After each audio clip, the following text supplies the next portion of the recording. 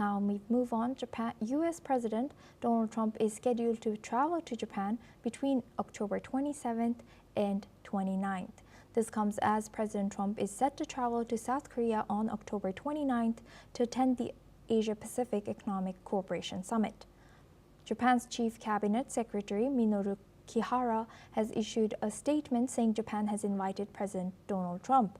He further stated that during the visit, President Trump would meet with the Emperor of Japan and the newly elected Prime Minister Takaichi. As Prime Minister Takaichi begins her term, the Japanese government is finalizing a purchase package, including U.S. pickups, soybeans, and gas, to present to President Donald Trump during trade and security talks. However, there are reports that the newly elected government is not keen on any new defense spending, which Washington has consistently pressed Japan and other allies to increase.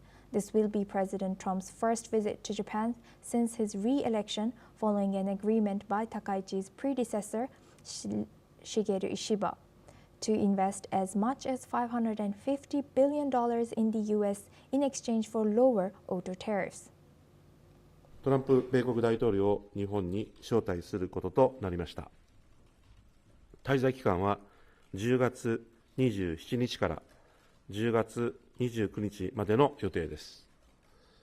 滞在中、天皇陛下はトランプ大統領とご会見になる予定です。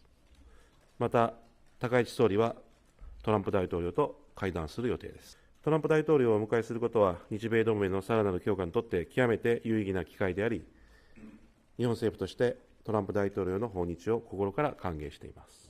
北朝鮮のミサイル発射についてお伺いします。韓国軍が北朝鮮が北東に向けて弾道ミサイルを狙いですけども、高市総理とトランプ大統領との間の最初の対面での日米首脳会談となるので、米首脳が両首脳が個人的な信頼関係を構築し、日米同盟のさらなる強化、そして自由で開かれたインド太平洋の実現に向けて、共に協力していく関係を築いていく機会としたいと。Now we go back to our guest discussion with Dr. Tomohiko Taniguchi. He's a former advisor to late Prime Minister Shinzo Abe. Thank you very much, Doctor, for staying with us. Now, looking at this is very exciting as Prime Minister Takaichi prepares to engage with President Trump and being his first visit to Japan this term. How should Japan navigate the pressure to increase defense spending without compromising its domestic economic priorities and also public sentiment? And what do you think will be the strength that Takaichi brings to the table this time? I am not sure if the amount of defense spending or the amount of purchase of defense equipment from the United States is going to be one of the biggest issues to be discussed between the two leaders. The crux of the meeting, I believe, is going to make the relationship smooth and better. And on the part of the United States, we've been hearing that President Trump is very much interested, curious to see Ms. Takaichi as the first female Prime Minister of Japan. Also, Ms. Takaichi as Shinzo Abe's protege. It's been widely known whenever Trump thinks of Japan, whenever Trump thinks of Japanese leaders, he always remembers his good friend of Shinzo Abe. So I think Mr. Trump should be very much curious to see Ms. Takaichi and understand what kind of politician, what kind of leader Ms. Takaichi is like. Certainly, Mr. Trump may be interested in selling more defense equipment to Japan, but Japan is in the course of spending more on defense, and obviously Japan is going to buy more long-range missiles and so on. So its shopping list is already very, very long, and that is something that Mr. Trump has been aware of.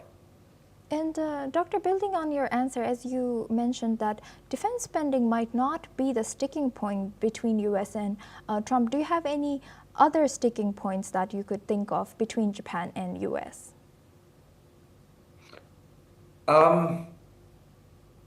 Well, this meeting that's going to take place between the two leaders is going to be one that would set the course for the future of the, let's say, joint leadership between the United States and Japan.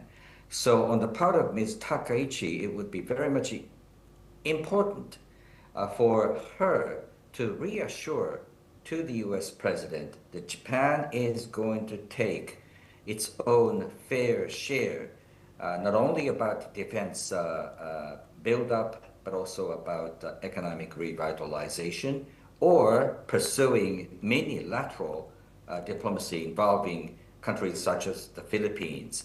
So there may be a lot of elements and issues that the two leaders will have to discuss. And Dr.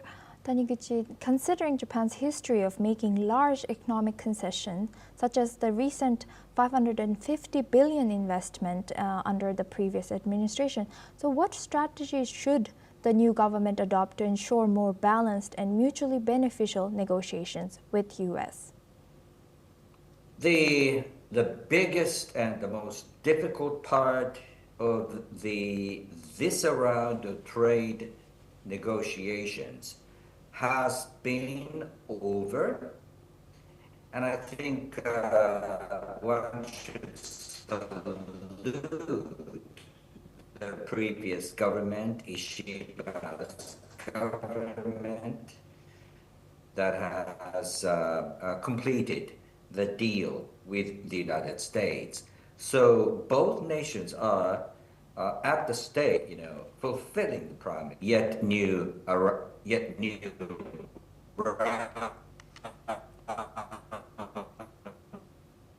Thank you very much, Dr. Tomohiko, for sharing that. We're having some network issues with him, so we will move on. Thank you very much, Dr. Tomohiko Taniguchi. Now we move on. North Korea has fired multiple ballistic missiles. This marks